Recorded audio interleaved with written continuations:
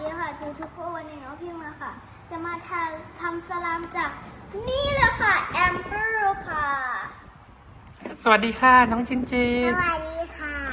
วันนี้น้องจินจินมาทำอะไรเหมือนกันคะไม่ทำสลาม น้องพิมแนะนำอุปกรณ์หน่อยค่ะ1 กล่องพร้อมนี่ก็กาวมีกาวเขาเรียกว่ากาวน้ำน่าจะเป็นกาวน้ำมี Magic Liquid ค่ะแล้วก็สีกลิตเตอร์เพนค่ะน้องพิมพร้อมกันหรือยังถามทุกคนค่ะถ้าใครมีกล่องแอมเบอร์แบบนี้ทำมาพร้อมน้องฟิล์มได้เลยนะคะเรามาเริ่มกันเลยค่ะ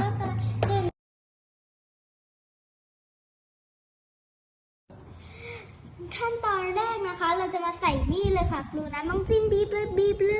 พี่พิมช่วยด้วยจะได้มีแรงๆค่ะใช้ปริมาณเยอะขนาดไหนคะ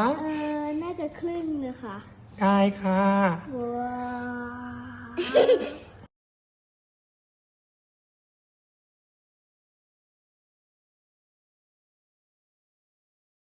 วลำดับต่อไปใส่สีเกรดที่เราชื่นชอบมีสีทองเขียวฟ้าน้ำเงินแล้วก็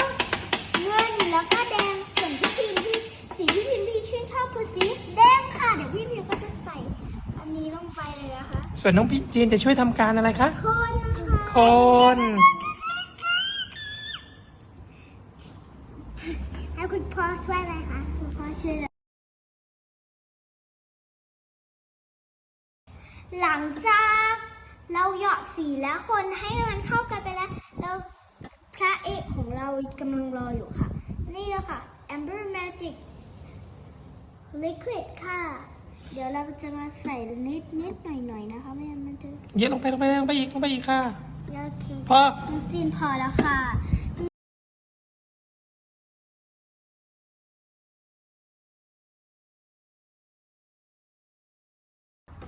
ผลสรุปว่า Amber Magic ที่เรา